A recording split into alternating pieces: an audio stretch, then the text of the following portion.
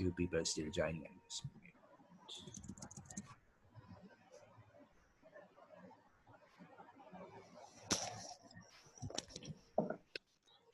Right, okay, so let's start. So today's session is on the respiratory system, and I hope that you've done your homework from yesterday. If you haven't, please find some time to do it before this series of lectures end. Okay, so we have a few more sessions to go, but make sure that you do what I asked you to do yesterday. That is to summarize the physical signs of the cardiovascular system. Okay.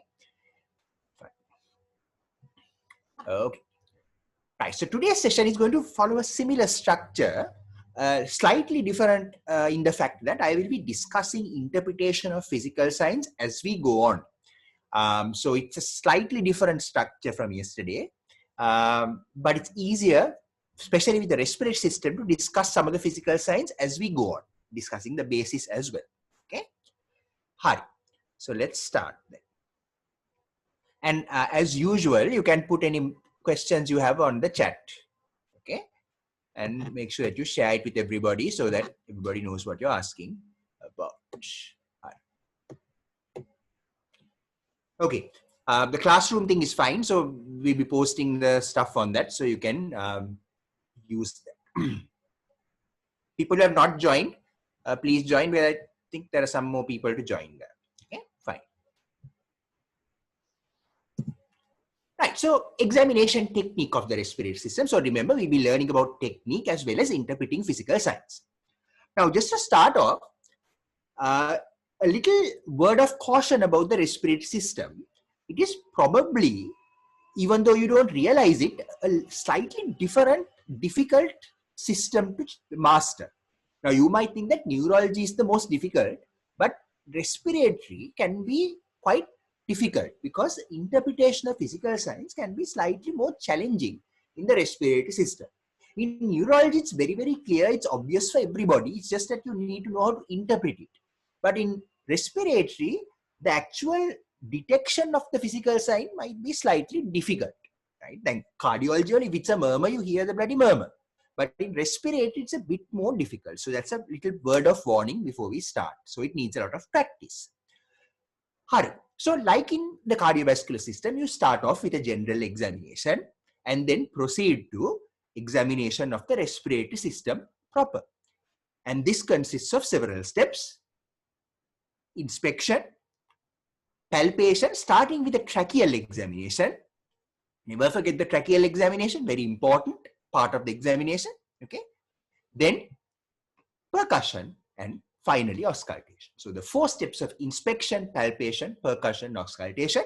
Especially remember that tracheal palpation is important. Some of you forget it when you focus only on the chest and the chest wall. Okay, so this is the general structure. Now, when it comes to general examination, like in the cardiovascular system, clubbing plays an important role. And if you find clubbing in the general examination, it's a very useful finding, because respiratory causes of clubbing, one could be due to a carcinoma. So bronchial carcinoma can cause clubbing. Okay, bronchial carcinoma. Especially you see this in squamous cell cancer of the lung, bronchial carcinoma. Then you also see this in pulmonary fibrosis, or you call this diffuse parenchymal lung disease or idiopathic pulmonary fibrosis, various words used. Okay, a diffuse fibrotic process. So in interstitial lung disease or IPF, also known as diffuse parenchymal lung disease, clubbing is a feature. Clubbing is also seen in respiratory disorders which are purulent or pus forming in nature. Okay, purulent, pus forming in nature. So these can be abscesses, lung abscesses, and empyema. So these are the clear-cut causes of clubbing due to respiratory problems.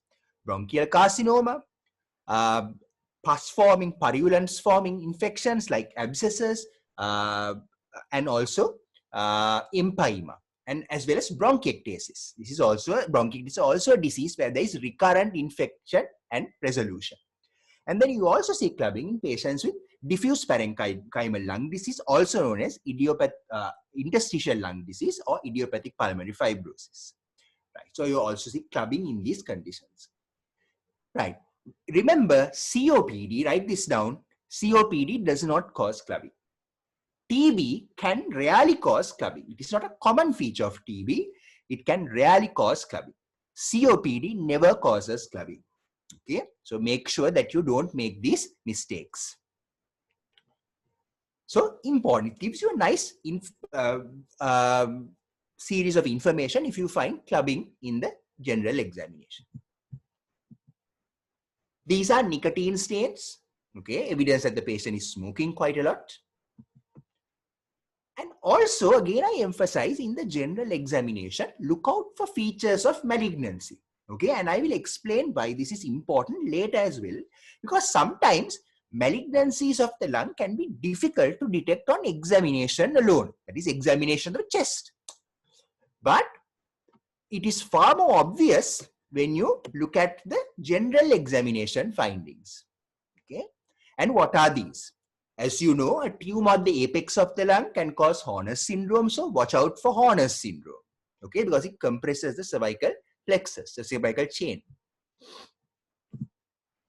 A tumor again in the superior mediastinum can press on the superior vena cava, causing SVC obstruction.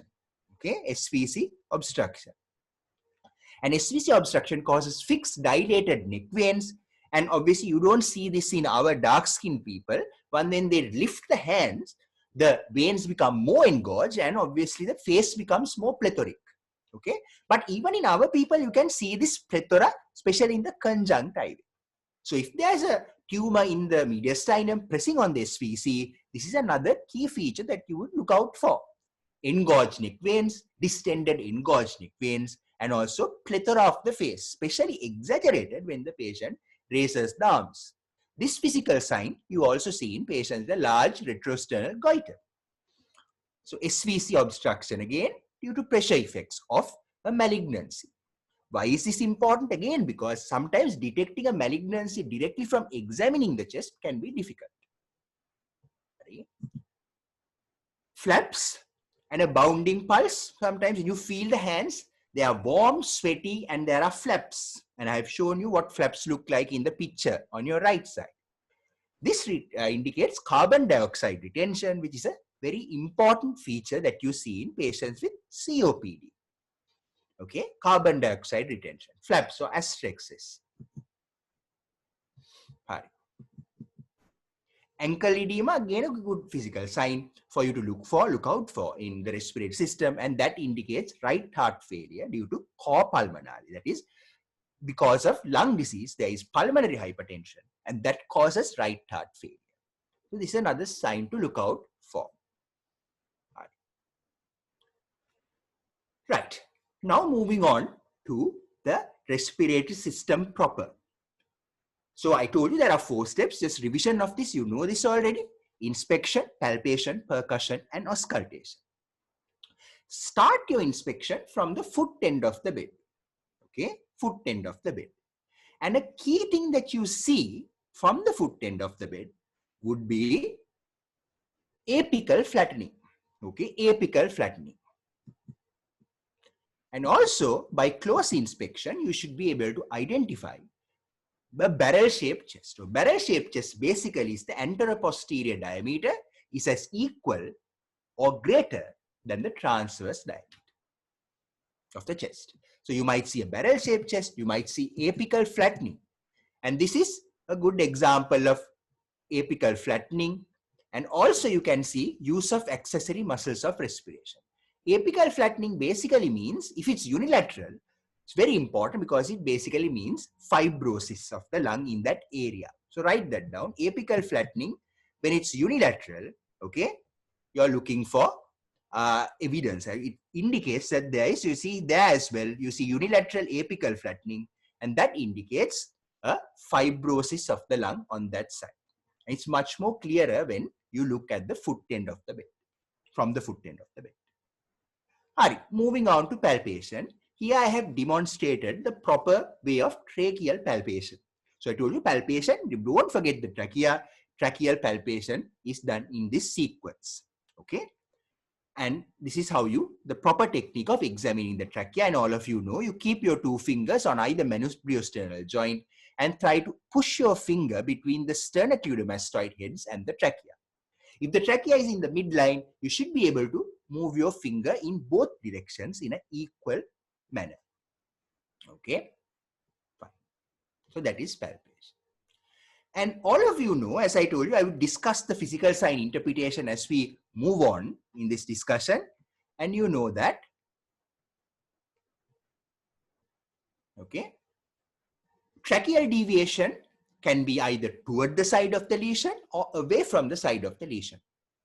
Toward the side of the lesion would be due to collapse, fibrosis, or, for example, removal of a lung, pneumonectomy. Okay. Away from the side of the lesion would be a pneumothorax, or in some instances, a massive pleural effusion, which pushes the mediastinum to the opposite side. Okay. The trachea can be pushed due to other reasons like upper mediastinal masses, cancer in the upper lobes, okay, or enlarged lymph nodes in the upper mediastinum. So these are some of the causes of tracheal deviation, very important physical sign. So palpation starts with examination of the trachea, and the most important thing to look for is tracheal deviation, and could be away from the side of the lesion or could be pulled towards the side of the lesion. Okay. Palpation then focuses on the chest. The chest palpation consists of looking for chest movements. Remember, this is not chest expansion. Don't use the word chest expansion. Chest expansion is measured with a measuring tape and is only valuable in probably in pediatric patients, right? Where you measure the expansion in centimeters. Okay, not important in medicine. I'm not going to talk about that. What we are checking here in this technique is chest movements. And please look at these pictures where I show the proper technique of looking at the chest movements in the upper zones, middle zones, and lower zones. If you look carefully at this picture, you can see that the tips of my thumbs are pointing up and they're not in contact with the chest wall. Your thumb is in contact. It's a pulp of your thumb is in contact, but the tip of your thumb is lifted away from the chest wall.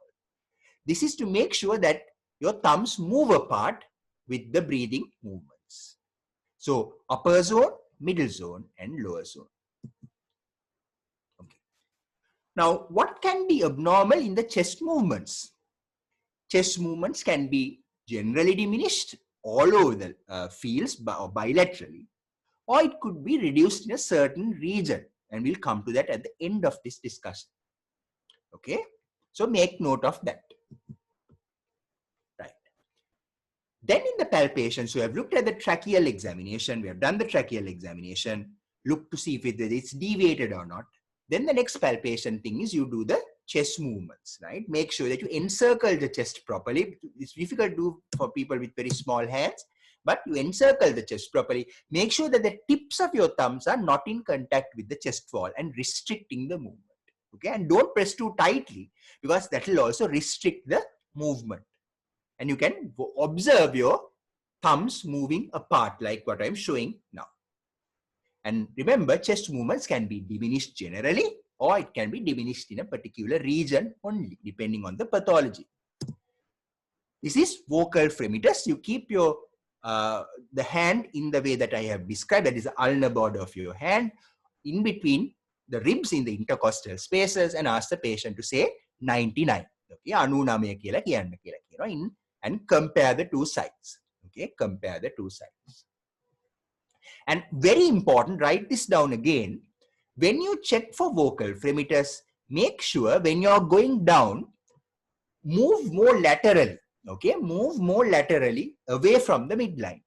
That is because in this region, you have the liver.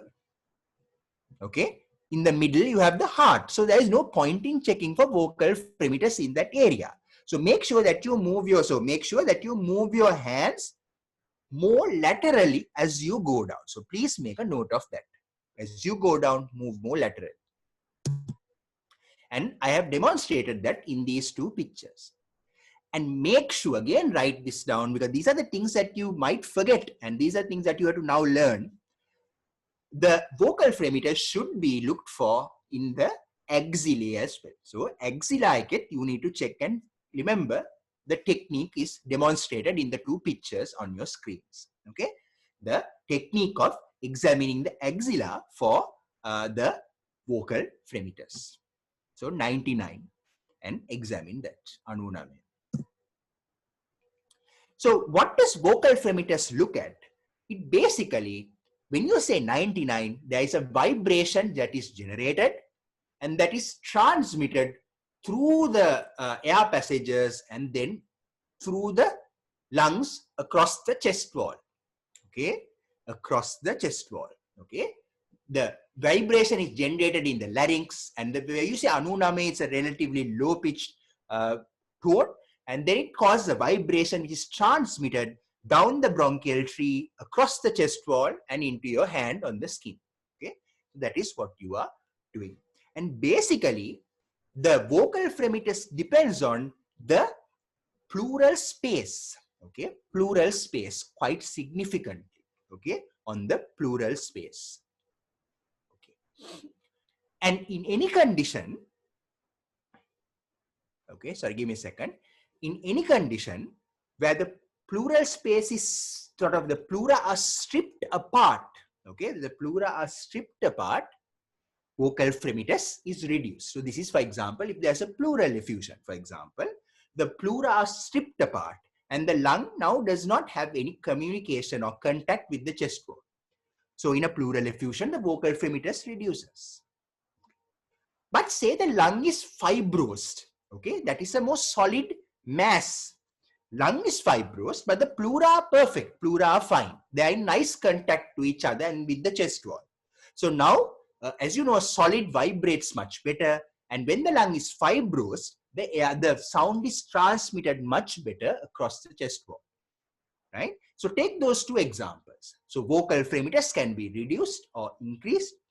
Vocal fremitus is reduced when the pleura are no longer in contact with each other and there's something within the pleural space where the pleura are stripped apart. So this is, for example, pleural effusion or pneumothorax. But when the lung is fibrosed, the pleura, there is no problem with the pleura, the lung is fibrosed, then the vibration is transmitted better. So in lung fibrosis, for example, the vocal fremitus increases. Moving on. Okay.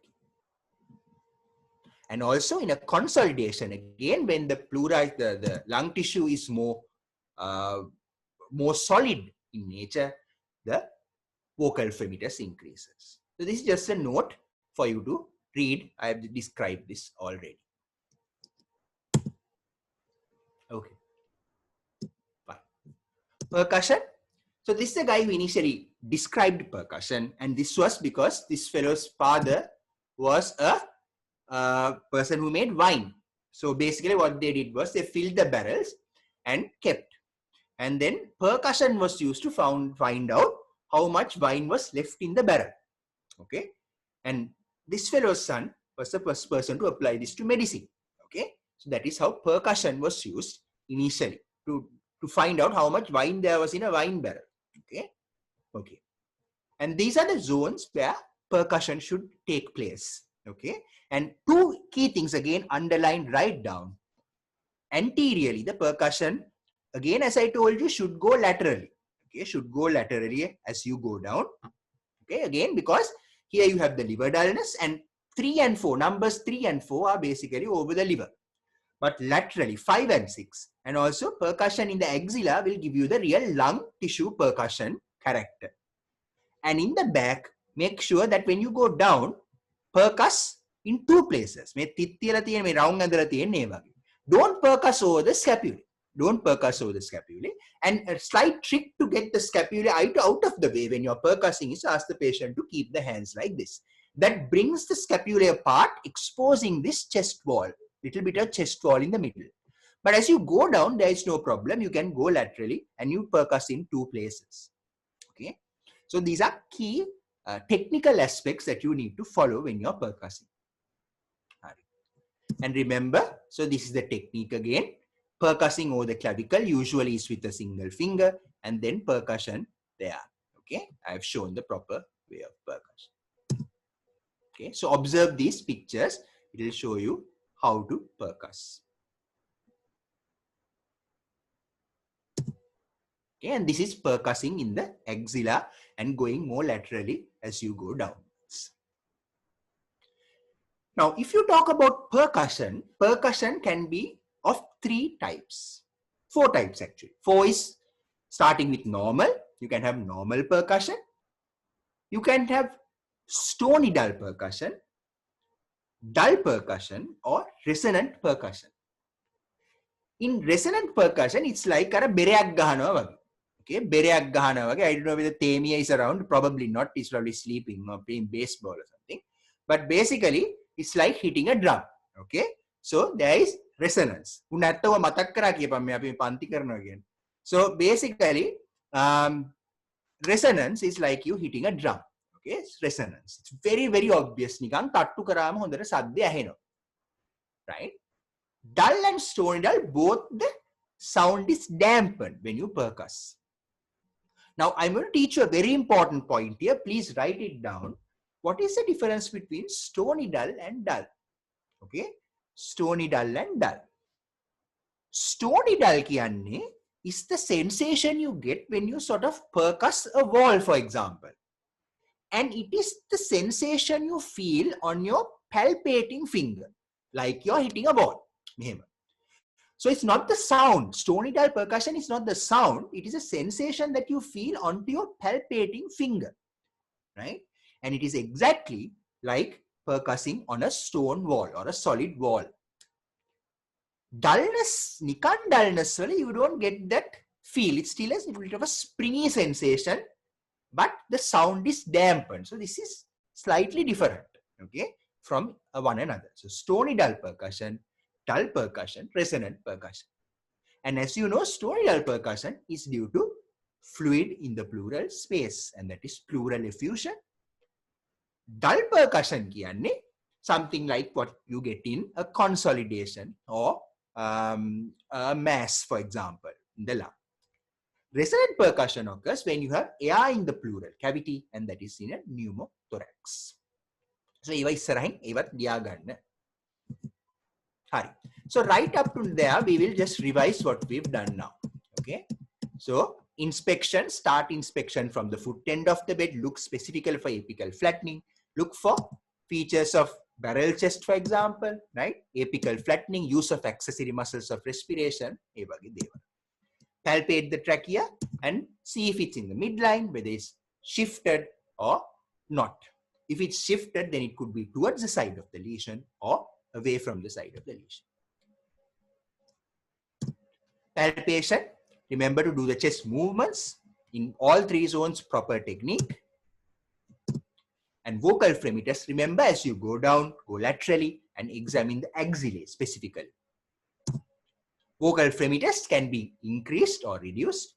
Vocal fremitus is increased when the lung becomes more solidified. For example, fibrosis or consolidation. Okay. And vocal fremitus is reduced when the pleurae are stripped apart and there is fluid or something inside the pleural cavity. Percussion, proper technique, the sites that you need to percuss, very important. Okay. And then go laterally as you go down, percuss the axilla, make sure that you do that. තේමිට කවුරු කියලා හොයනවයි කියලා. හරි පාරෙන්කෝ බලන්න. Right. Right. Okay. So percussion can be stony dull, dull or resonant. Stony dull is a sensation like you percussing against a stone wall. Dullness is like when you're percussing over a mass or consolidation. The difference is it is a sensation that you feel to your percussing, palpating finger.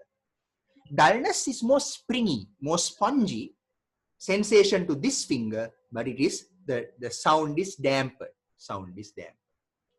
Resonant percussion is basically like you hitting a drum.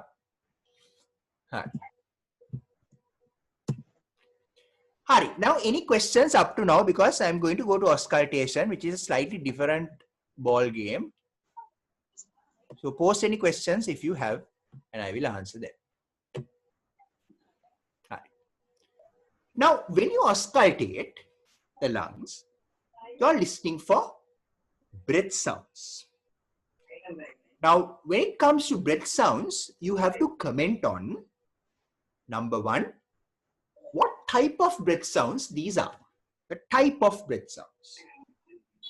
There are two types of breath sounds: vesicular breathing breath sounds and also bronchial breath sounds. And that's one thing. So that is a character of breath sounds. Also comment on the intensity of breath sounds. Also, we are talking about added sounds. Crackles, Ronchi, those are added sounds. So when you're auscultating, keep your ears open for these things. The breath sounds, the character intensity of the breath sounds, and also added sounds like crepitations or Ronchi. Then ahaganna hondata. Now these are the characters of breath sounds, and I will explain this again. On the left is vesicular breath sounds. On the right is bronchial breath sounds. Okay, and you can see significant differences between the two. In vesicular breath sounds, you have inspiration and expiration. Expiration is softer and shorter. Okay, it is softer and shorter. And there is no gap between inspiration and expiration. So vesicular breath sounds are, you have an inspiratory phase, you have an expiratory phase, but there is no gap. And remember that the expiration is softer and shorter. Make a very, very important. If you don't know this, you can just forget passing the respiratory short case. Make a danaganna.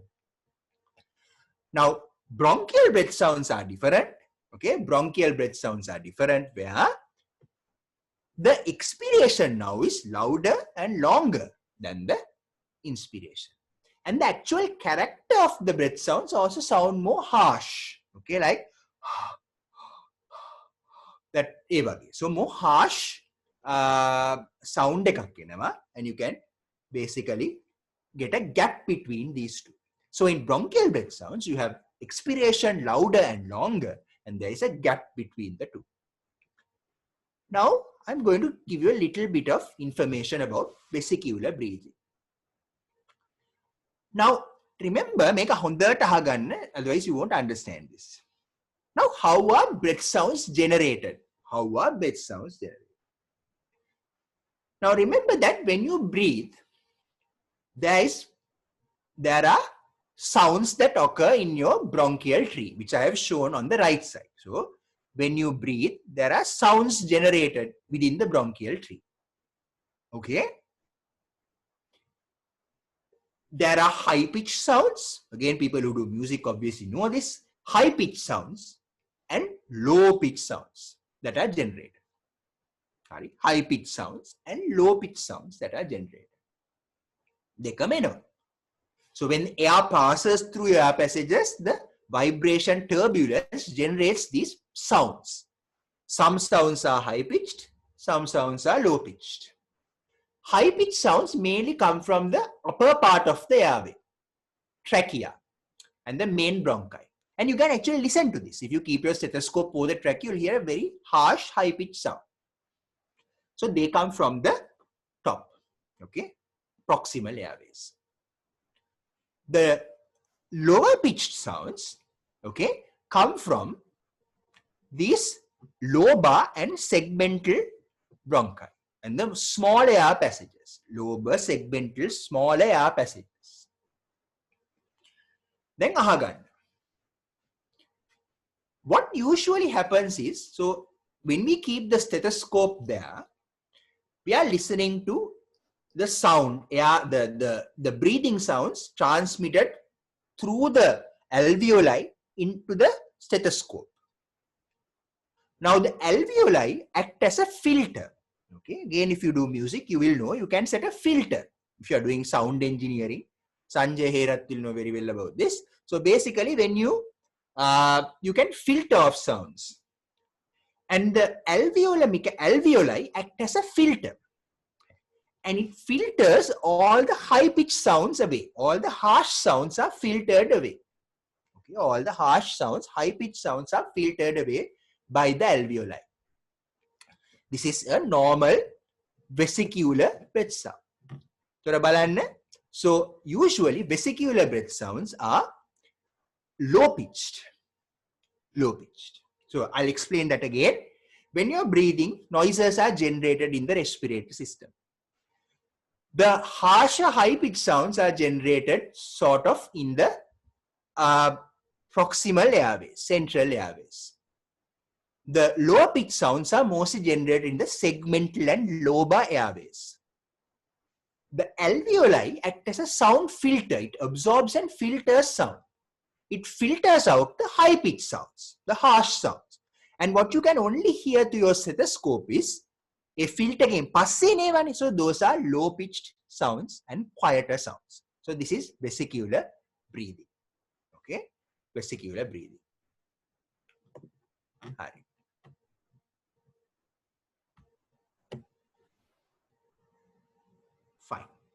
So in vesicular breathing, you get inspiration and then expiration.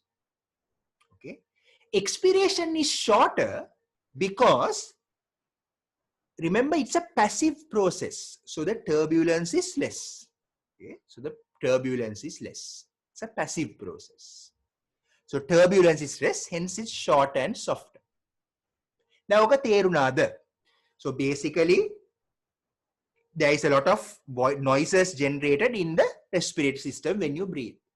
High-pitched sounds are not heard because they are filtered off. The harsh high-pitched sound that you hear over the trachea are all filtered through the alveolar mechanisms. They are filtered out. Perala ain karano. So the only thing you can hear is mostly low-pitched sounds and a bit of some of the high-pitched sounds. Okay, and basically you hear inspiration, which is the sounds coming from the lobar segmental airways, and then finally you hear expiration because of the backflow, and it is more of a passive process, so it's softer and shorter. Hari. Now what happens in bronchial breathing is this alveolar filter. So this is all the features of vesicular breathing. Soft and low pitched. Inspiratory phase is longer than the expiratory phase. Intensity, that is a volume, is actually louder in the inspiratory phase. Expiration is a passive process, so turbulence is less, softer sounds. Okay, and there is no pause. What happens in bronchial breathing is bronchial breathing occurs because this alveolar filter doesn't work. The alveolar filter doesn't work, it's broken. And a classical cause of bronchial breathing is consolidation, where the alveoli are all filled with fluid. They are all filled with fluid. Okay, alveoli filled with fluid. So the alveolar filter is broken, it's not working. So therefore now you begin to hear the higher frequency, higher pitched sounds because the alveolar filter is not working. So anything in the alveoli, consolidation, blood or whatever, fibrosis destroying the alveoli, you're losing that alveolar filter. And now you're hearing harsher breath sounds like you would hear over the trachea. Okay? And so these are higher pitched, harsher sounds that you would hear, for example, like over the trachea, because the alveolar filter is broken. It's not working, it's not filtering off these high pitched, harsh sounds that it usually does. It's its usual function. So therefore, you would begin to hear bronchial breathing. And why is there a gap here? Because air does not enter the distal air passages. Again, because alveoli are gone, they are full of something. Air does not enter the distal air passages. So there is actually a gap between inspiration and expiration. Okay? And that's called the alveolar pause. Don't worry about that word. Right? So, hollow, high-pitched sound, and you know the difference. There is a gap and the expiratory phase is longer and louder. And there's something called whispering petriloquy that you get, okay? And that is where over area of bronchial breathing, if you ask the patient to whisper, eka, deka, tuna, hatara, you can hear that very, very clear. And that's called whispering petriloquy. And that's a very good sign to check for if you are not sure whether this is real bronchial breathing or not, okay? So, rahasing, ekai, dekai, tunai, hatarai kiwama, you can actually hear that very clearly over an area of bronchial breathing, okay? And you can actually hear bronchial breathing if you keep your stethoscope either here or right at the back, okay? Right at in the interscapulator. Normal කෙනෙකු get bronchial breathing ඇහෙනවා මැද මේ හරියට. Fine. So why does bronchial breathing occur, lamai? Because of the loss of the alveolar filter mechanism. That is the reason why you hear bronchial breathing, okay? And it usually the alveolar filter filters off all the high-pitched harsh sounds, which are now you are going to hear, and it sounds like whereas vesicular breathing is far more quiet. Bronchial breathing is very harsh and high-pitched. This is because alveoli are broken, they are dysfunctional, and there is stuff inside. And it's not filtering the high-pitched sounds. There are various types of bronchial breathing, which I don't think you need to worry about. But bronchial breathing can be heard in a consolidation, sometimes above the level of a pleural effusion, and in pulmonary fibrosis. Okay. Forget the last one for the moment. I will tell you later why that is important. You can also hear bronchial breathing over a cavity. You can hear a bronchial breathing over a cavity. And I'll come to that in a bit. Now the last thing to do is when you are examining the respiratory. So clear the balance. So breath sounds, what do? You listen to the breath sounds, bronchial breathing, vesicular breathing, and then try to figure out whether it is vesicular or bronchial. And now you know the explanation of how bronchial breathing occurs, and that is due to the lack of the alveolar filter, which usually filters out the harsh, high-pitched sounds originating from the trachea and the upper very proximal airways. And the gap is there because air no longer enters the alveolar, and there's a pause therefore. Okay. Bronchial breathing is heard over consolidation and fibrosis, and also above the level of a pleural effusion. Bronchial breathing can also be heard over a cavity. Right, now finally, we talked about whispering petriloquy, and you can also check for vocal resonance, which is the same as vocal fremitus. Right. Now you go on to listen to added sounds. Added sounds, wheezes, crackles. Wheezes are also called ronchi. Crackles, you know. Pleural rub. Squeaks are interesting sounds. Stridor is not very important because it's important, but not for an exam situation. You will never get a patient with stridor for the exam. Right. Now, wheezing or ronchi can be polyphonic or monophonic. Polyphonic කියන්නේ musical piece එකක් වගේ. You get multiple notes in the sounds. Okay, polyphonic. And that is classically seen in asthma and COPD, specifically in asthma. Monophonic is just the wheezing sound. You know what a wheezing sound sounds like. It is a single note every time. And monophonic ronchi can be seen in tumors obstructing airways. So, polyphonic ronchi sounds very musical, various notes coming in and out. Okay, and monophonic ronchi are more single sound, and it is often due to obstruction of a bronchus. Read all this later. Stridor I'm not going to talk about. Squeaks again are sounds that you hear towards end of inspiration. I won't talk about that very much. When you go to your appointment, somebody will show you how it sounds like. Crackles we are going to talk about. Crackles can be fine crackles or coarse crackles. Fine crackles or coarse crackles. Okay. Now, it is a frequent problem where we find medical students cannot differentiate fine crackles from coarse crackles. It's not only medical students, it is generalizable to the whole medical community, postgraduates included. So fine crackles, coarse crackles, obviously sound is different. Fine crackles are the sound that you get when you're sort of doing like that with your hair, okay, and you can hear a sound. That is fine crackles. Coarse crackles is like when you're crumpling a piece of paper. But there are other differences between fine crackles and coarse crackles, which you can read. Fine crackles are almost always heard in the lung bases. Okay, remember that as the most important point.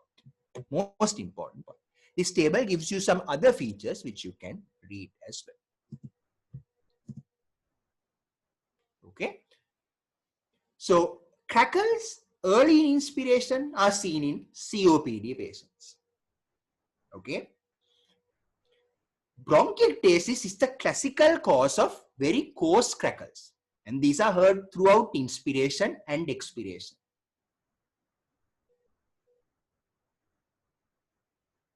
Late inspiratory crackles or end inspiratory crackles are classically seen in, that is, crackles occurring at the end of inspiration. These are usually fine crackles. You see this in ILD and pulmonary edema.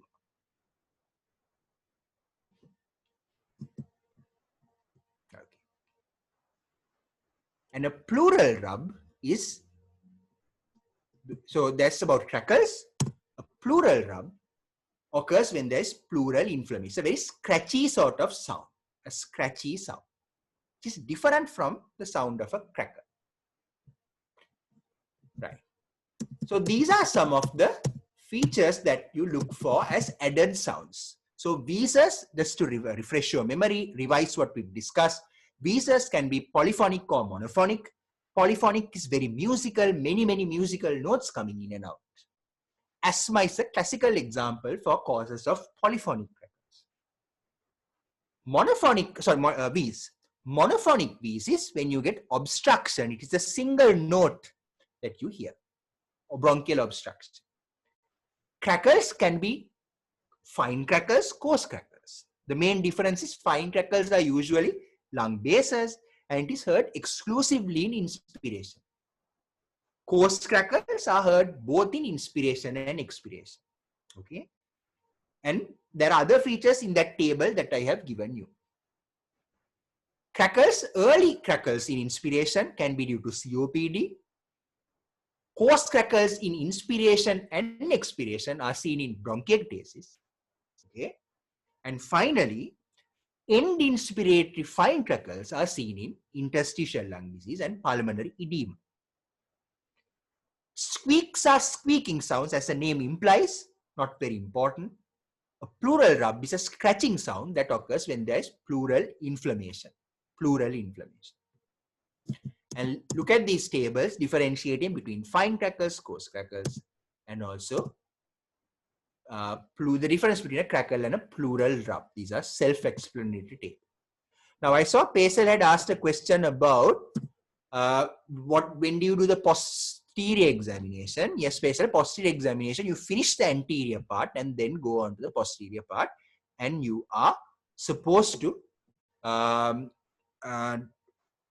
do the front and then go to the back, unless you are specifically asked to do the back first. Sometimes examine the respiratory system from the posterior aspect. Obviously you start from the posterior, but don't forget the tracheal examination. Okay, fine. And I forgot to mention, don't forget in the general exam, lymph node examination. Achala, Krebs is similar to crackles. It's the same term, or at least used interchangeably. Sarangani, is it?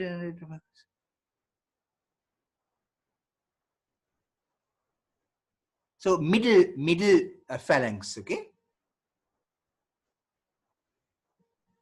Is it okay to tap on the clavicle? Yes, it is fine. Tapping means with a single finger, middle finger, without keeping your other. You can keep your other finger as well, like a look prashnayak naha, but classical textbooks describe just percussing, but it's a bit painful sometimes. Make sure you cut your nails properly, otherwise the patient will scream. And that's that. Right. Any other questions before we end? There's a small little thing now that we need to do. But any questions about the examination technique in particular?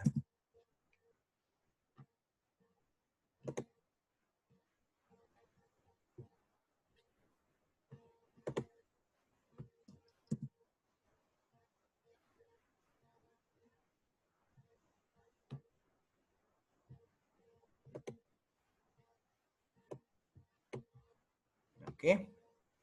So I think that's fine then. Okay. Now we put all this together. So this doesn't take a lot of time. This is a revision now.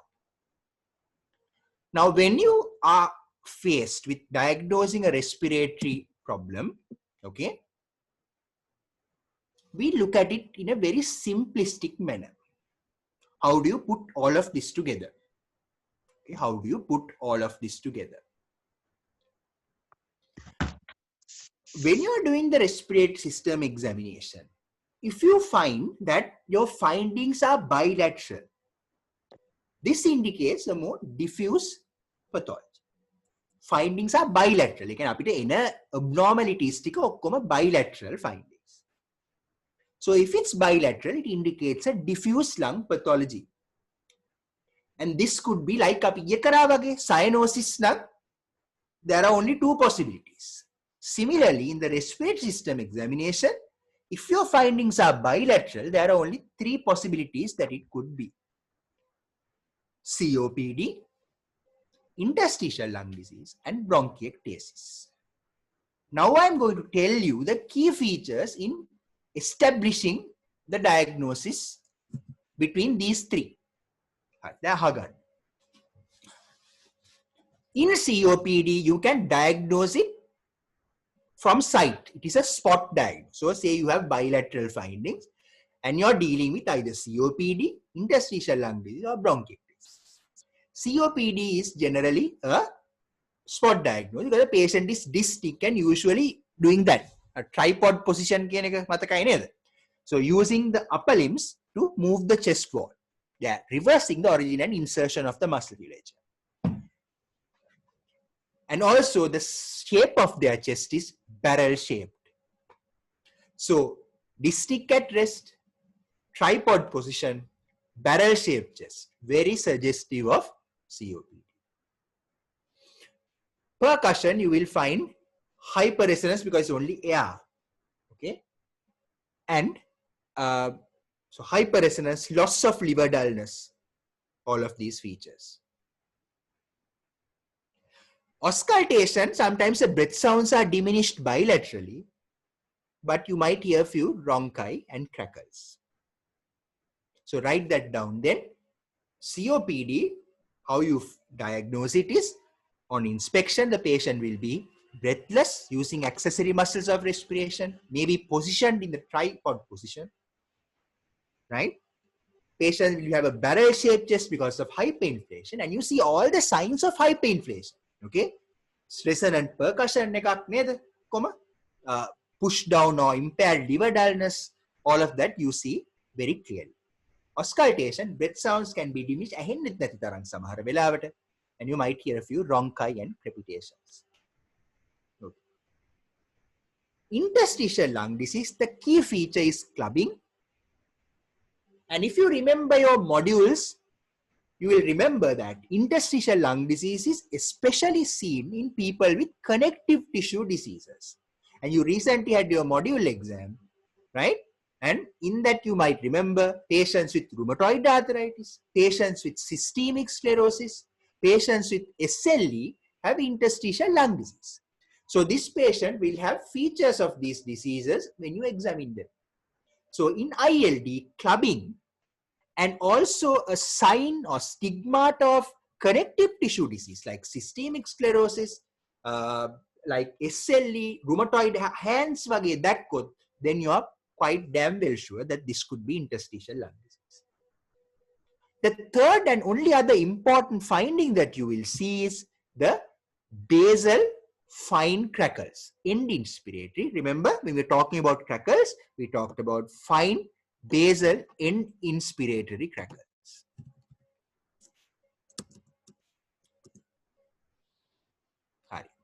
So that's for ILD. Diffuse pathology number 3, bronchiectasis. Bronchiectasis is basically clubbing, again, is a feature of bronchiectasis. And the other key feature is when you auscultate them, so the most important feature of bronchiectasis is very coarse, inspiratory, expiratory, coarse crackles, usually at the bases predominantly, but can extend everywhere. That based on how much disease extent the patient has. So diffuse lung pathology ඔය තුන තමයි අපිට එන්නේ. So findings are bilateral, COPD easily diagnosed on inspection, barrel-shaped chest, features of hyperinflation of the chest. ILD, looking for clubbing, peripherals, features or stigmata of connective tissue disorders, very important. And when you ask them to breathe, the inspiratory crackles in the bases are a key feature of interstitial lung disease. Bronchiectasis, clubbing is a feature again, and also the crackles are very, very coarse and harsh and loud, and they are heard inspiration, expiration. Right. Then you can also have, you can look at this picture again. So we talked about the diffuse lung pathology. So write all these down about each disease. These are the key features to diagnose each of these 3 diseases. Now see, when you're doing the examination, it's a localized problem. Okay? In one area only. Then you're dealing now with a localized lung problem. Localized lung problem. And this could be any one of this: effusion, consolidation, fibrosis, cavity, collapse, mass, and pneumothorax. Right. Okay, could be any one of these 1, 2, 3, 4, 5, 6, 7 things. Hari, then we need to do this now. Okay. And before we move on to this, ask one question. Purna has asked, can you palpate the trachea in the supine position? That's okay, but not preferred. You can do it. But try to get the patient 45 degrees. Usually exam make 45 degrees then patient. Now I want you to fill this up. Ari, fill this table up. And then I will go through this one by one with you again in about 2 to 3 minutes. Okay. Ari.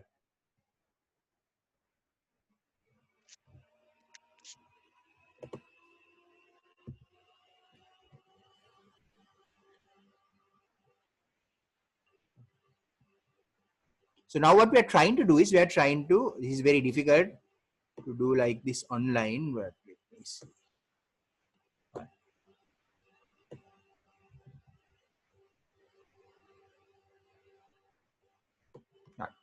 So write down all the features of effusion, consolidation, fibrosis, cavity, collapse, mass, and pneumothorax.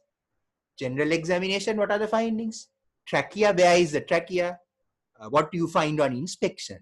What do you find on palpation? And then percussion and auscultation. And we will revise all of the things that we have just discussed now. Hi. Puro balan. So fill it with me. I don't know what the hell you buggers are doing. So without wasting time, we will do this together then. Effusion, is there anything in the general examination? Usually no. Okay, usually nothing specific. Neither. General exam again, nothing specific for effusion. What will happen to the trachea in an effusion? If it's a massive effusion, the trachea will be pushed. Remember, if it's a massive effusion, pushed to the opposite side. In a massive effusion. Okay, massive.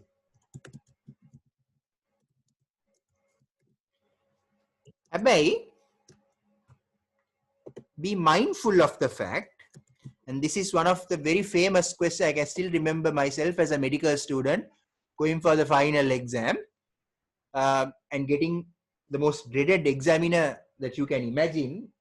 Then I chutta venas, but those days the dreaded examiner was Professor Sham Fernando.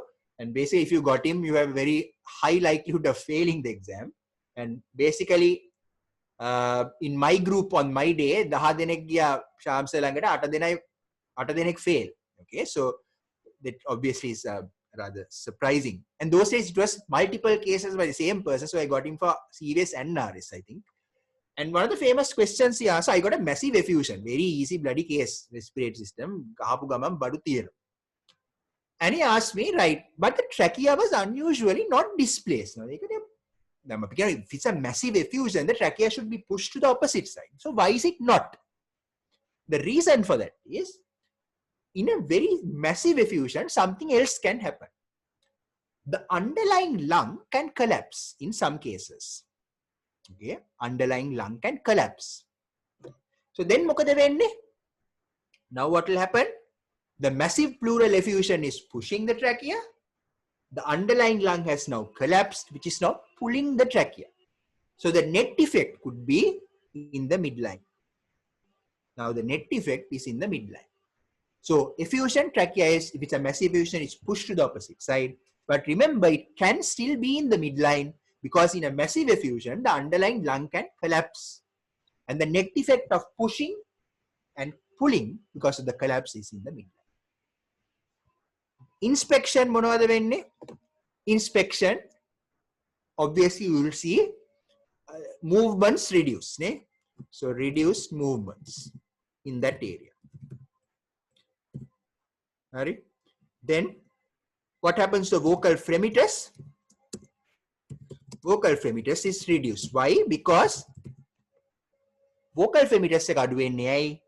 Because now remember what we are checking vocal fremitus. I taught you that we are checking the vibration going down through the bronchial tree across the chest wall onto your hand.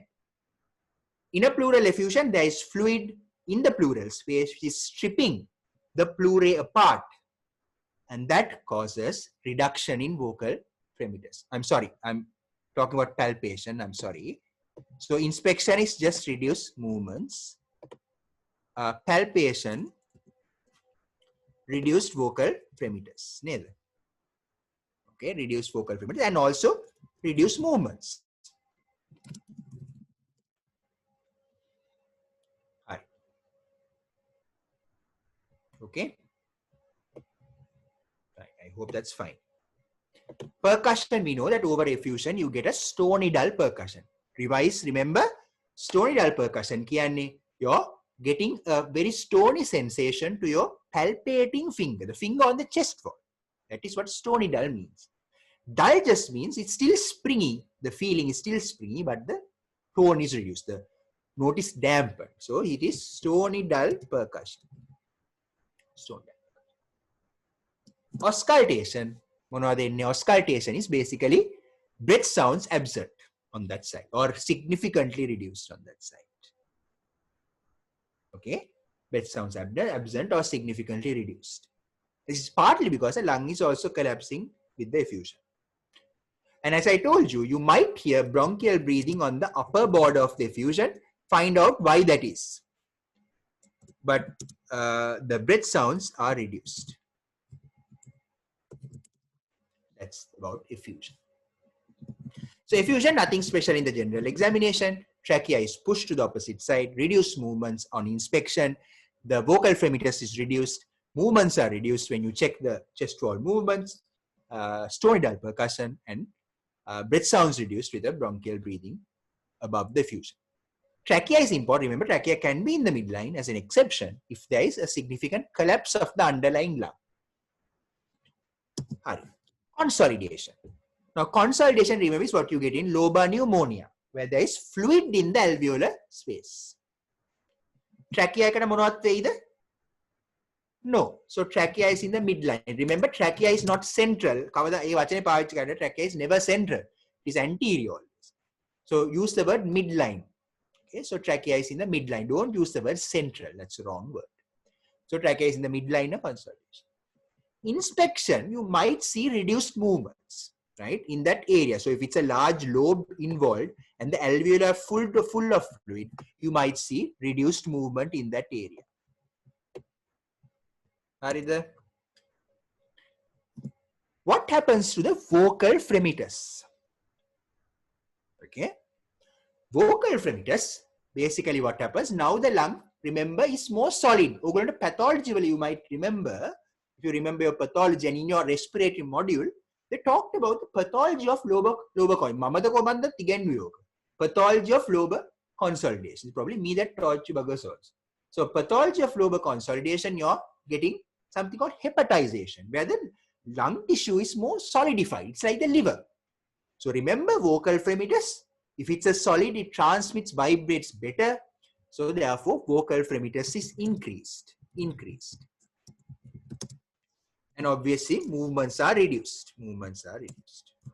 So reduced movements. Percussion is dull. It's not stony dull. It is dull because it's water. Percuss karnakota dullness එකක් ඇහෙනවා.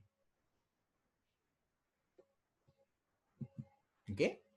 Auscultation, bronchial breathing is a characteristic feature. Bronchial breathing, and the breath sounds will be reduced in intensity, but basically it's bronchial breathing. Because why is it? Because you get bronchial breathing, the alveoli are filled of fluid. So this alveolar filter that usually filters off the harsh, high-pitched sounds that you get from your trachea and proximal airways are no longer filtered off. So therefore you hear this very harsh sound, inspirating, expirating, gap between the two, and a long expiratory phase. Harida? So that is what you get in con. And you can also check for whispering pectrilaki, which is a feature of in that area. Right? Rahasing ekai dekai tunai hatarai kiyanukota eka saddeta ahen. Hondata clearly ahen. Fibrosis. So again, consolidation, trachea is in the midline, reduced movements in the affected area. Vocal fremitus increased because the lung is more like the liver, it is solidified, hepatization, and then you get increased vocal fremitus, and then also you get dull percussion and a bronchial breathing patch because the alveolar filter is not working, it is blocked with fluid, and then you hear the high-pitched, harsh sounds. Right. Moving on to fibrosis.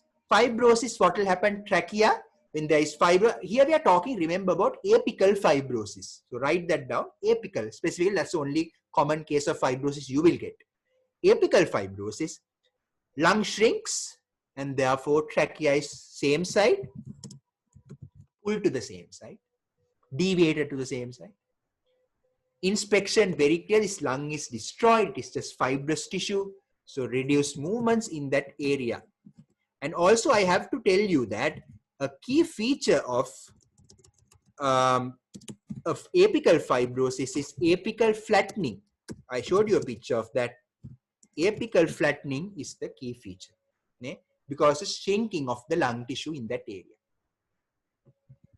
Palpation, you will see the reduced movements with your hands as well, you will observe that. And what will happen to the vocal fremitus? Again, like in consolidation, now it's further solid.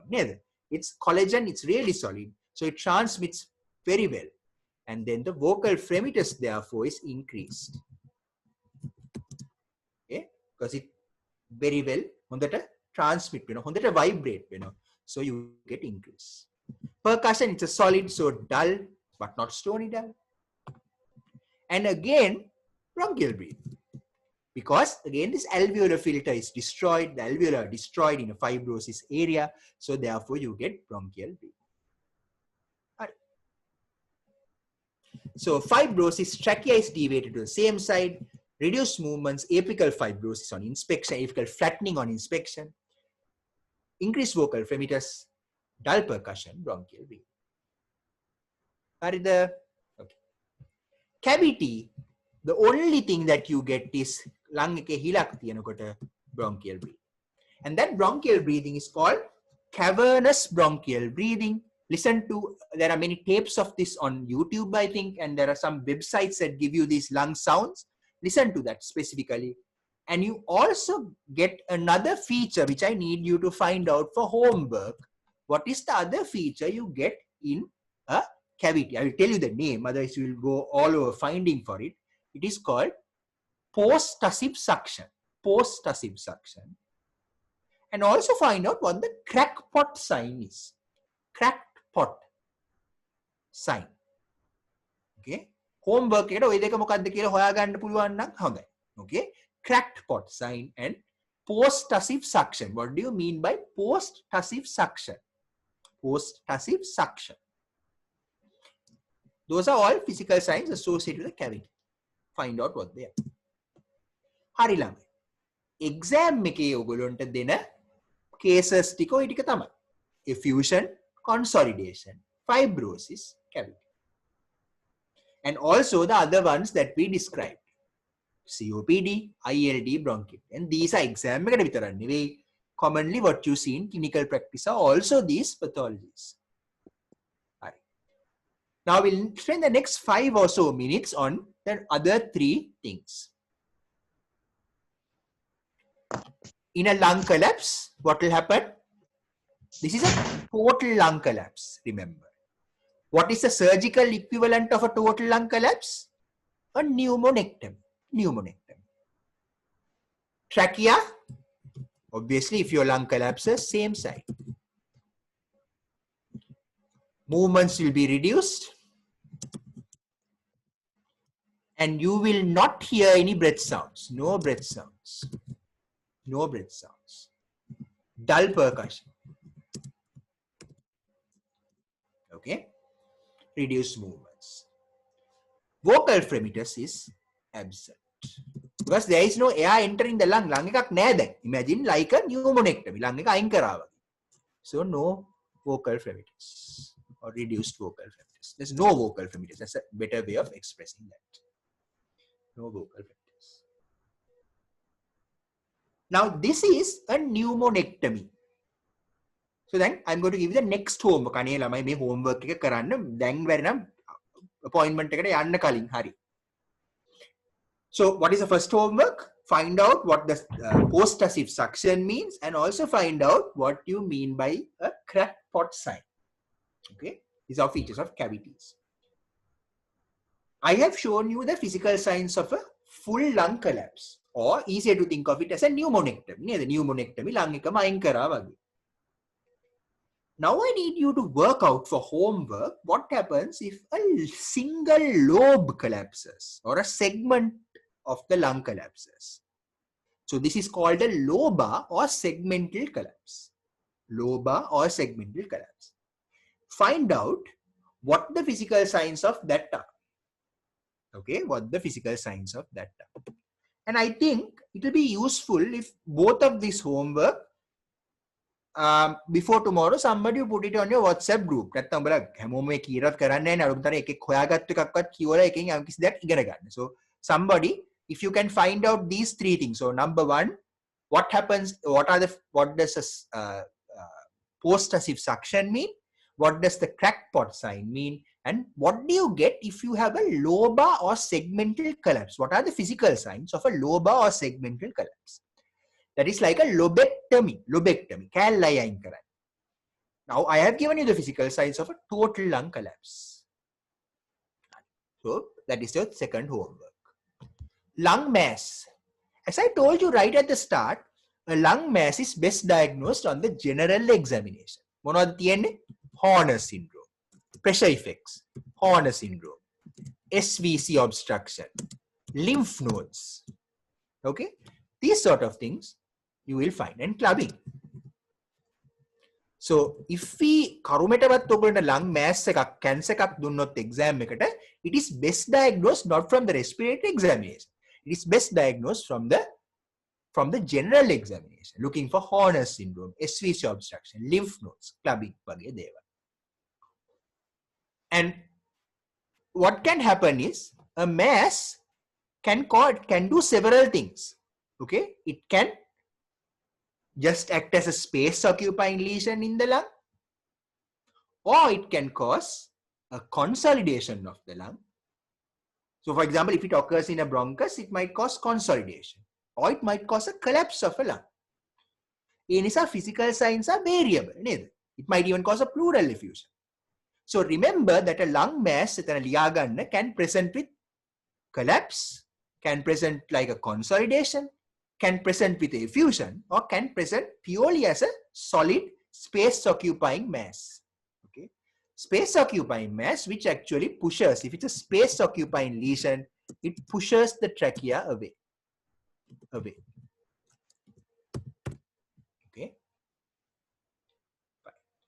but it can present like anything, so it's very, very difficult to diagnose, and it is best diagnosed from the general examination.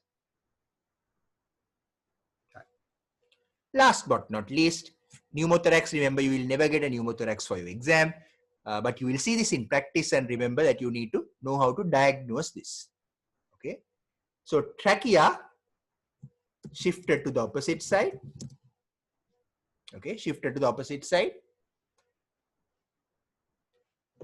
because of the gas pushing the mediastinum. Inspection, obviously, reduced movement. The lung is collapsing. When you see a pneumothorax, the lung is collapsing. So no vocal fremitus. It's like a collapse. The no vocal fremitus. Mukut nahan, lung ekak nahe. It's all collapse. And reduced movements. Percussion is where you make the diagnosis of a pneumothorax, and that is resonant. Resonant. Resonant. Hyper-resonant is other word. And breath sounds are absent. Breath sounds are absent. Because why? The lung is collapsed.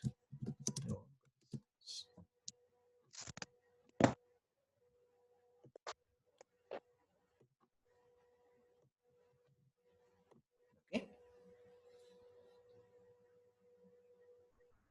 Haridhar? So, pneumothorax, trachea to the opposite side, reduced movements, no vocal fremitus, resonant percussion, and no breath sounds. Mass, go by general exam because it can present in any way. It can present with effusion, it can present like a consolidation, it can present like a space occupied, it can present like a collapse. If there is a tumor in the large bronchus, it can present as a collapse. Okay, so it can present anyway, but most important thing, it causes all these nice findings on general examination where you establish the diagnosis through that. All right. So just to quickly summarize what we've done, we have discussed that interpretation of physical signs in the respiratory system. If your findings are diffuse, you have three options: COPD, ILD, or bronchiectasis. The findings are bilateral. COPD, you get features of hyperinflation, respiratory distress. ILD, clubbing, features of connective tissue disorders, and fine end inspiratory crackles. Okay. Bronchiectasis, clubbing, and also coarse, harsh, very loud sounding crackles. If it's a unilateral problem where findings are only on one side, it could be an effusion, it could be a consolidation, it could be fibrosis, it could be a cavity.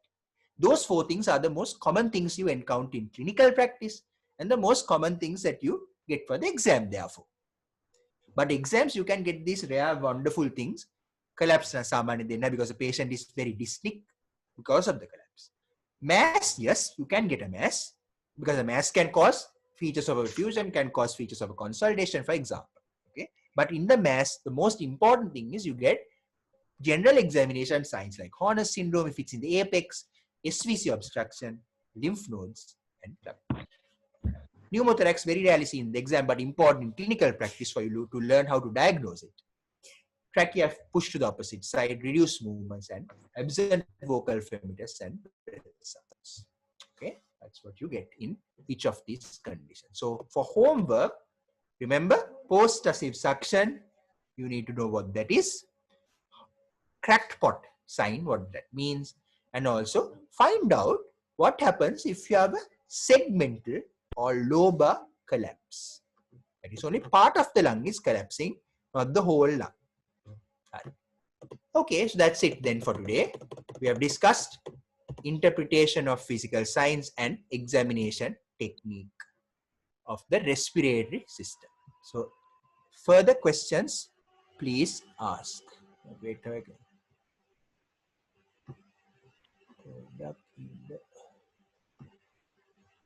Okay. Fine. So Sanjay asks, if chest movements are driven by muscles, diaphragm, intercostal, how does it reduce movements by pathology? Right. So that's actually a very interesting question.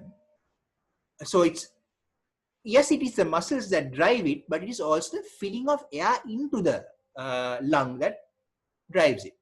Even though the muscles are normal, if there is no no air entering the lung, the pressure differences are, if as you know, it is all this negative pressure build up that drives the breathing movements. So if there is no lung tissue for air to come in, there is no generation of this negative pressure for the lung, for the movement to occur. Okay, that's why. Okay. Any other questions about the physical science? So make sure you do the homework, and also make sure that you do yesterday's homework on the cardiovascular system.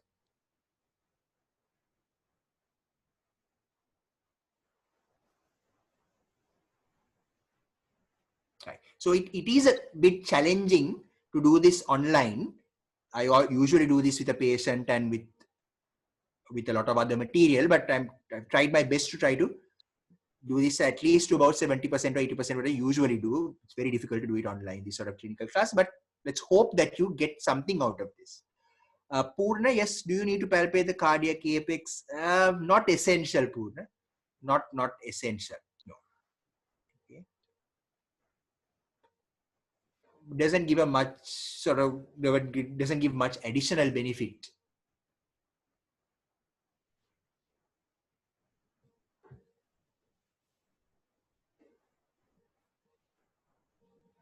Hari? Okay. Sarangani, is that okay? Yes, sir, it's okay.